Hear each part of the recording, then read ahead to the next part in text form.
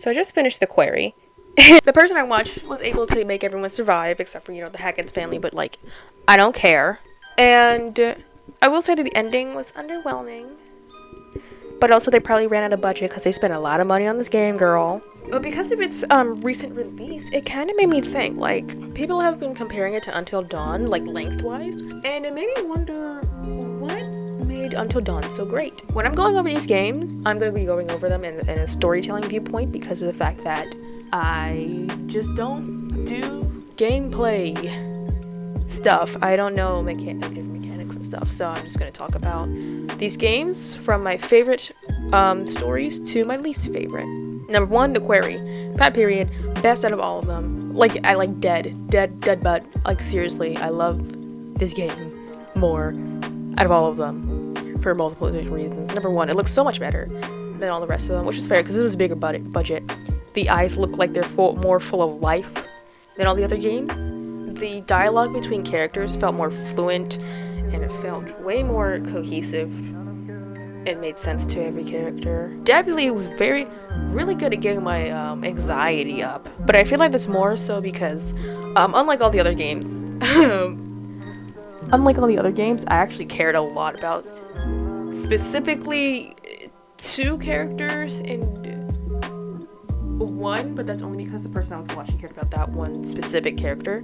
But it was very good at getting my blood pressure up because it always seemed like anyone could die because they were just these are just literal werewolves. That's the antagonist of the game. Literal werewolves. Can't kill them without silver bullets. You can't really do anything about them, really. You're just dead if they see you and stuff. So, it nerve-wracking. Extremely nerve-wracking. The entire game. I watched Mac does it stream it. And my personal opinions on the choices? First of all the Hacketts can die. I don't care. I really don't. I don't care if you think I'm immoral for thinking that, we should try to save everybody. No, because guess what? What stupid person decided to continue to have a summer camp even though they knew there were werewolves out here?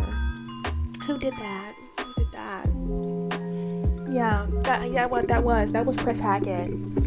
Because for some reason, he thought that was a good idea. He thought it was a good idea to continue running his stupid little camp when he knew there was werewolves out here. I mean, I get why his kid wanted to free someone, because it was just like a human kid who was trapped by his weird mother. But his weird mother trapped him because he was a werewolf. But also, I don't really understand the hag, because why was there no warning? And also, why keep him in a cage forever? I don't get it. I don't. That was kind of weird to me. She just kept her son in a cage, for the entirety of his lifetime. Not even during full moons. He was just in a cage for no reason. And she was kind of yep, that's the wolf boy. And it's no, ma'am, that is a human child. What are we doing? Where's CPS? Also, I don't know why the child thought a fire would help. That seems like the very much opposite of helping. I don't know where they got that idea. They acting like they don't live in the freaking woods where there's trees and leaves and sticks and all these kind of flammable objects. I don't, there are barely any rocks out here that will stop the fire. I don't know what you were thinking. Oh yes, kill the Hacketts. I could not care at all. I'm sorry. You want me to feel sympathy for you because you're werewolves? Oh, I would if you decided to host a camp. You decided to have a camp when you knew this was out here. Not only did you decide to have a camp, but you didn't have any, no precautions. You didn't say, hey, on the camp website or camp pamphlet, hey, don't ever come before or after camp hours. If you do, we won't be there. Nothing like that. But story-wise, it was very thrilling. Everything made cohesive sense in my personal opinion. Other than the hag and her son, I just mentioned, I don't know what her deal was, but it was generally terrifying and it made a lot of sense in a fantasy horror way. I do like the ending. I still think it's underwhelming, but I do like the podcast ending, and the people who were talking, whoever they hired were very good at making chemistry and all, like, just being funny, even though it's like scripted. It's like whatever. They're really good at it. There was just, like, top tier solid voice acting happening in this game, and I really like it.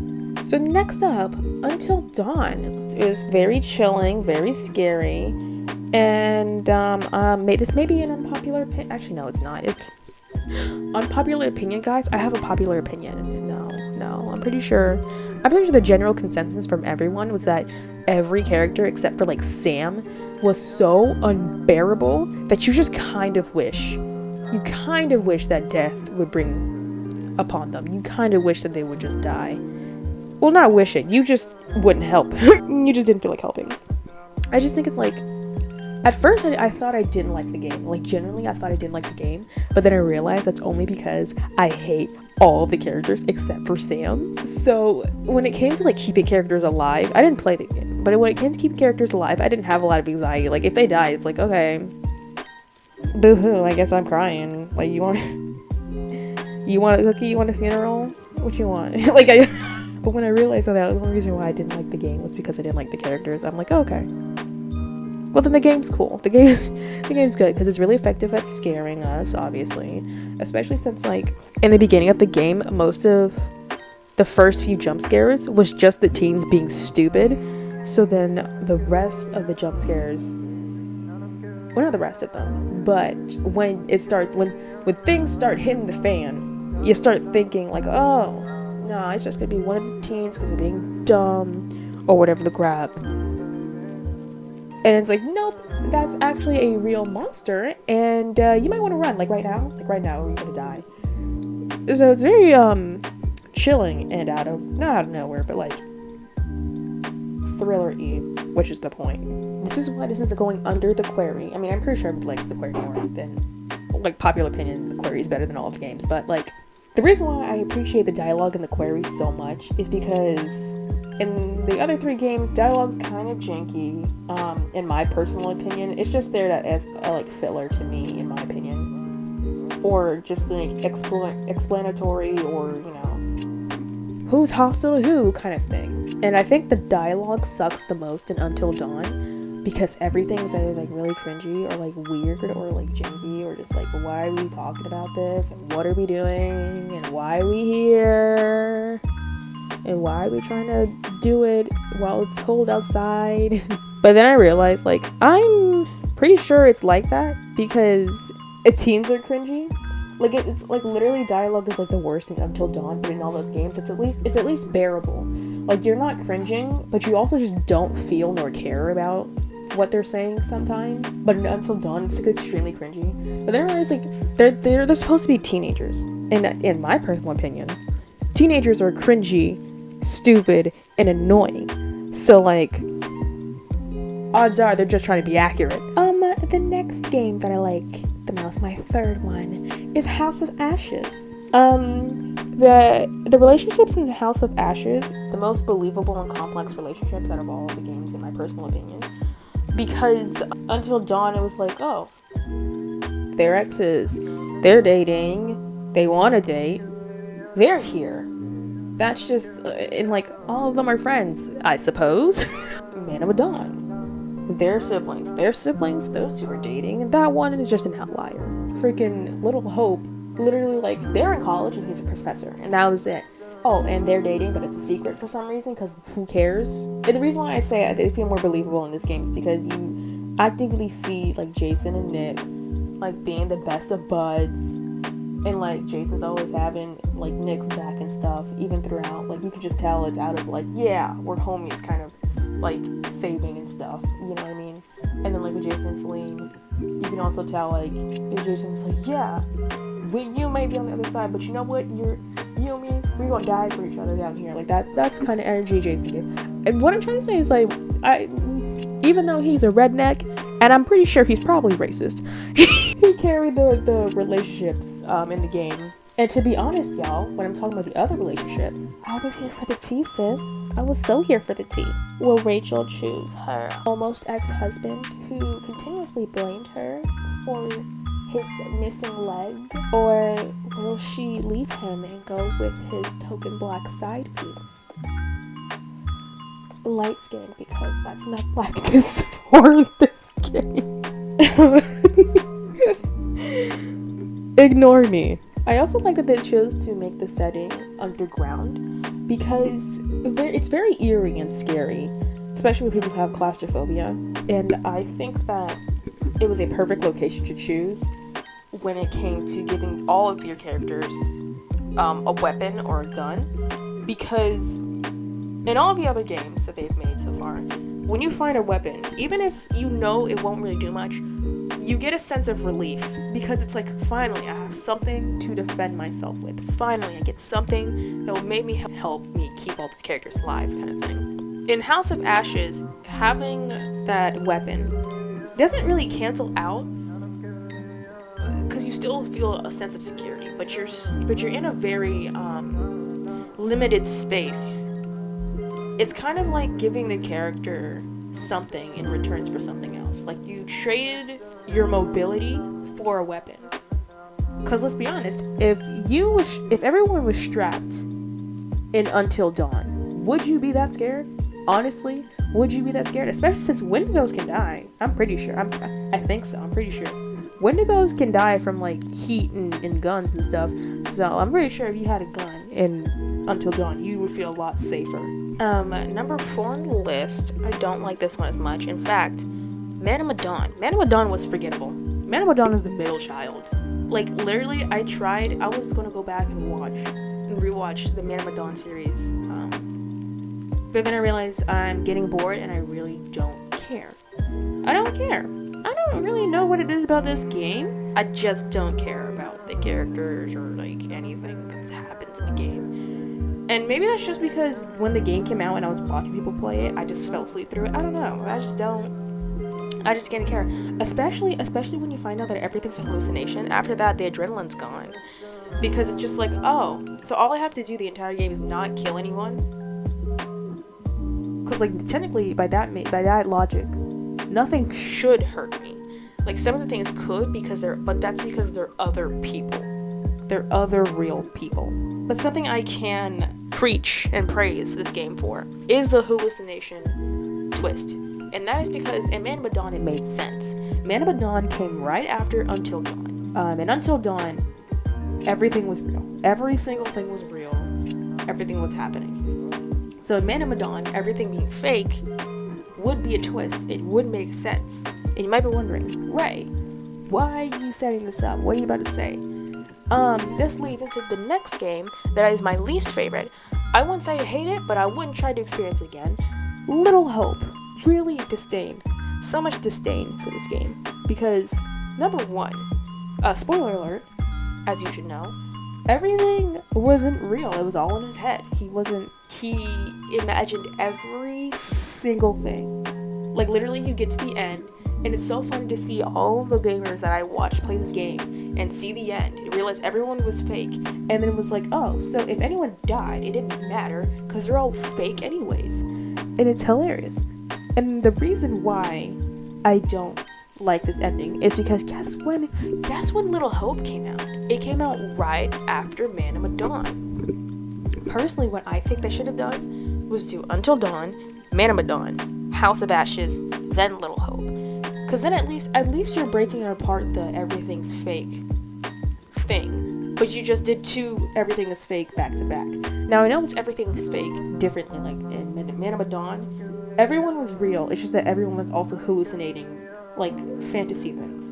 And then in Little Hope, it was just one person, one real person who was imagining so many other things. So I know it's different on that level, but it's just like, it's such a cop-out thing. The game does not do a good job of trying to either, like, I don't know what they were trying to do. I just didn't really care about any of the characters. Just like I couldn't care less. I just don't care, bro.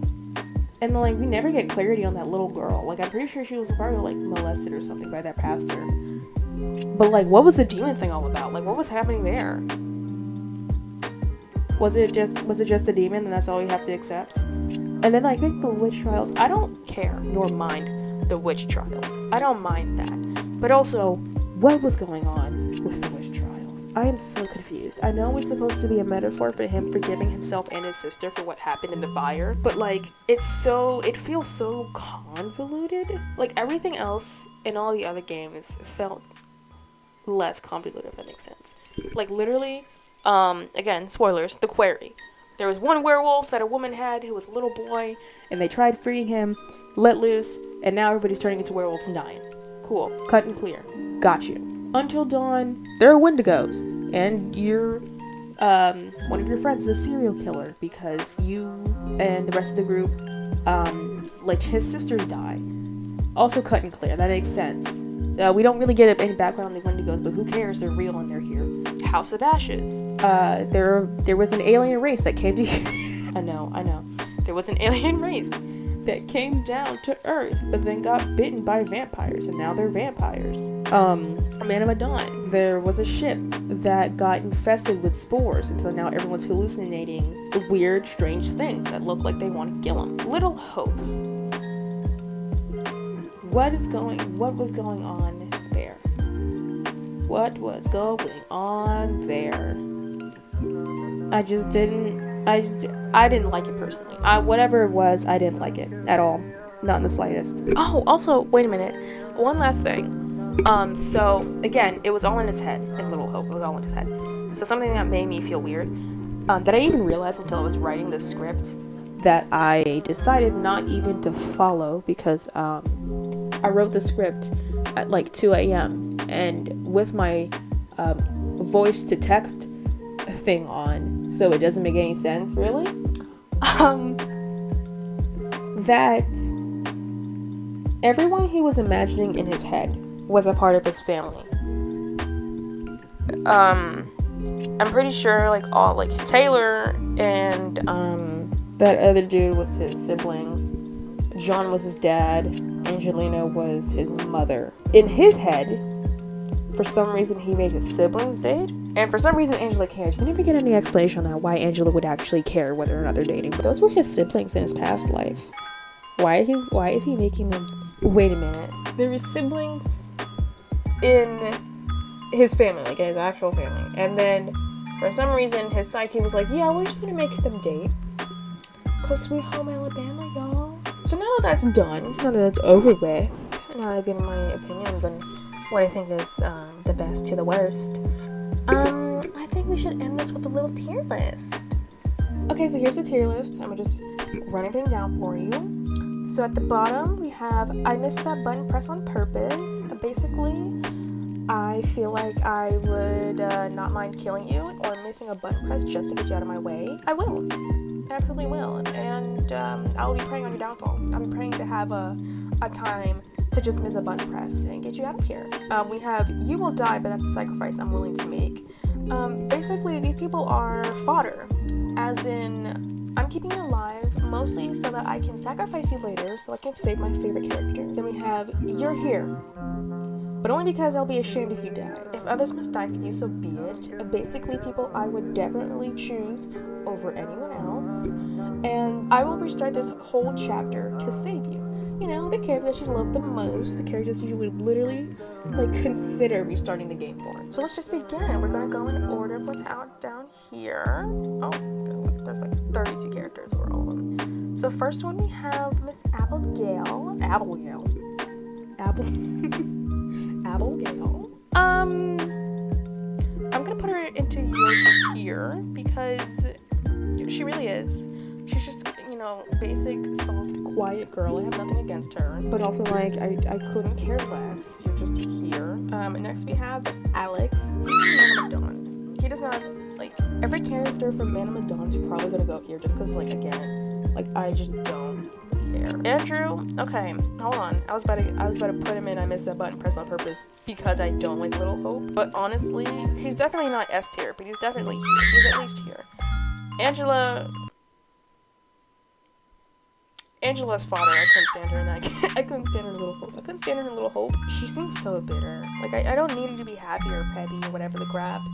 I just need you to shut up. Thank you. Thank you so much. Ashley always giving me mixed signals. I never know how to feel about Ashley. Literally, Like, there'd be parts of the game where I really like her, and then sometimes I'm like, girl, shut up, you're so annoying. And then there are other times where it's like, maybe they just need to go. Maybe this guy telling me that it is your life. So I'm gonna put her in year here, just because, again, she's like Abigail, but like her beta. You know what I mean? Now.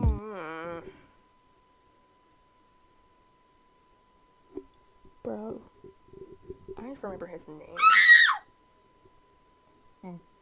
Brad is his name. This man does not look like a Brad, but whatever. This is Brad 2.0. Not saying that because he's white. No, his name is Chris. And I remember when I first saw Until Dawn, I liked Chris. And then the rest of my brain developed, and I realized he is incredibly annoying. I don't hate him that much to miss a button press, but he's definitely fodder. Conrad is a man of Medan, which you would think make him very forgettable. But I actually remember hating him the most in Medan. The reason why is because first of all, he has that typical personality that I never like in anything, ever. Where it's just like straight up dumb, entitled white guy who just does reckless things for no reason because he's never had to suffer a day in his life. And he gets on my nerves. And not only that, but his name makes me mad too. Even his name is Conrad. You know why the first part of his name is Con? Because he is a con. He is a con. Because you think he's your comrade. But no, he's a fake friend. He's your comrade. So, now we have Daniel. I don't like his face. Not because he's ugly. He just has a very punchable face. But I don't even have anything really against him. He was also just like there. He was just there. Dylan goes up into I will restart this whole chapter. Because hold on, let me find him. And Ryan. So they're both here. You know why? Official first queer characters in one of Supermassive Games games. I'm sitting here like, oh my god. They're like bi. They're like and they're crushing each other. And I'm like, oh my god, if they die, the person who's playing this better start over. Which is okay. We were all good because it was Mac Does It. I need the gays to survive. Period. No questions asked. I need them to survive. And no one will tell me different. Sorry, Caitlin. I don't care if you get one line from freaking Jacob that you like Ryan. I couldn't care less. Oh, I have duplicates, girl. My bad. That's fine. It doesn't matter as long as we have everyone here. But yes, that's them right there. Next up is Emily. Hated Emily when I first watched Until Dawn, and then I watched someone who painted her in a really positive light. They were like, well, she's like girl boss, taking initiative. I respectfully disagree. I don't agree with that. I don't care. She's still a butthole. But she's fodder. You know, she used to be like, I missed a button press on purpose, but you know, she's just fodder now. Oh, this is Emma. She doesn't deserve an entire explanation. I'll just say this. She's annoying, entitled. She gets put into like danger sort of for like the very beginning, but she overall stays untouched. She's completely fine if you like do everything correctly, while my gays up here both almost turn to werewolves and like he loses a whole hand. So like I just find her existence very offensive. Eric. Here's the thing about Eric. He gives me giving me like, depending on how you play the game, either he's giving me a very desperate ex-husband loser, or a man who's just trying to fix his marriage. Like either he feels entitled to Rachel or he's just trying to fix his relationship with Rachel. And the guy who's fixing the relationship, I can respect him. So I'll put him in your tier. Because again, depending on how you play him, he can be entitled and weird. And I'm like, okay, yeah, just get away from him. But there's a version of him that's like just trying to fix his relationship. Fliss is here. We have to look, black girls gotta stay together, man. Gotta stay together, man. One word. Selfish. Again, just like Emma. Because they freaking deserve each other because they were dating this summer. You know what happened? He freaking broke down the car on purpose. Took out a piece of the car or broke the fuel tank, whatever, what have you, so that he can stay another night with Emma. Now he got all his friends almost killed, almost turned, all this crap just because you were selfish and wanted a girl who you knew for a fact did not want to be with you to stay just one more night because you're annoying, because you're selfish, because you're dumb. So whatever happens to you in that game, I don't care. You can die, you can suffer, you can become a wolf. I don't care. You probably deserved it. Jason, oh Jason, it's so funny because it's just like how these two are queer coded. I'm pretty sure he's racist coded. I'm pretty sure he's supposed to be like. He gives me like. I would have an All Lives Matter flag. I would have a Trump 2024 flag. And because of that, I wouldn't restart the chapter for him. But if others must die for him, I will do it. But the only reason why I feel like that is because of Salim, and we'll get to Salim later. Ashley, I don't think I ever felt a certain type of way to her. Like, I feel like you're supposed to think she's annoying. And she kind of is. But, like, I'm not going to be mad at her for being sexually active. Like, whatever, man. Do what you gotta do. Do what you want to do. It's a free country.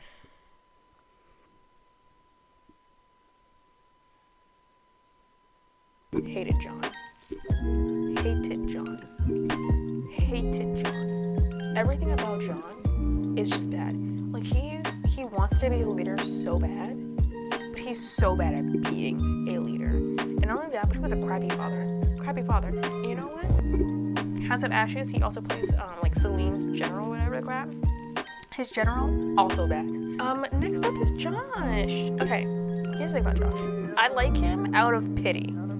Out of pity, I like him. What he did to his friends was messed up. They didn't need all that. That was, unwarranted, uncalled. Not completely uncalled for, but, like, don't morals, my guy. But I also can't blame him, because apparently, game theory said that, like, he had, like, schizophrenia, and he was getting the wrong treatments for it, and also his sisters died. That sucks, man. That sucks. And he was, like, the least annoying. He was always weird, but the least annoying. And I feel bad, so I like him out of pity. I rewatched a part of Man of Medan. Only a part. Not the whole thing, just a part. She was annoying the entire time. Also very entitled. Very entitled. I don't like this picture of Caitlyn, so we're going to use this one. So this is Caitlyn, and I'm putting her in, I researched the chapter. Leader, much better than someone else we know. She cute, she cool, she's out here being a boss, and the YouTuber I was watching wanted to keep her alive, so I kept that same thing. Laura, I restarted this whole chapter. She was a goat, knew what to do, took initiative. I gotta clown you on this for a second. Why would you go to the campsite? Why would you go there if no one messaged you back? Yes, you can come here early. You can come here a day early. Why would you go there if no one told you explicitly, yes, you can come a day early? And then, why would you then go to the campsite, realize that no one's home, then try to just, like, overstay your welcome, knowing that the whole thing's dark and pitch black? And then you see someone in the bunker and you think, yes, let's open it. Because we don't know who's in there, even though, like no one called out to us, no one did anything. We just see something moving down there. So we automatically think it's a human being and that we should open it. Yes. Like, I know it was you trying to save somebody, but, like, girl, nobody asked. No one's drowning. Okay, no one needed your help. You could just went home, went to the hotel, but no, you had to go unannounced where you're not supposed to be, and now you and your hun almost got killed. Love you, girl, but you gotta get clowned on that for a second. The doormats. Matt as a character is just like, you're here. But he's also played by Jordan Fisher. You're here. I don't like Mike, but he did play a significant role in the game, I guess. He was like, okay. He's just okay, though. That's pretty much it. You know what, actually? I'll just upgrade you to father. I just realized everyone who has glasses is, like, at the bottom, bro. Who's that? Okay, I know who this is now. Apparently we'll talk about him a lot more, I guess, than I thought I would. But this is Black Nick. This is Black Nick.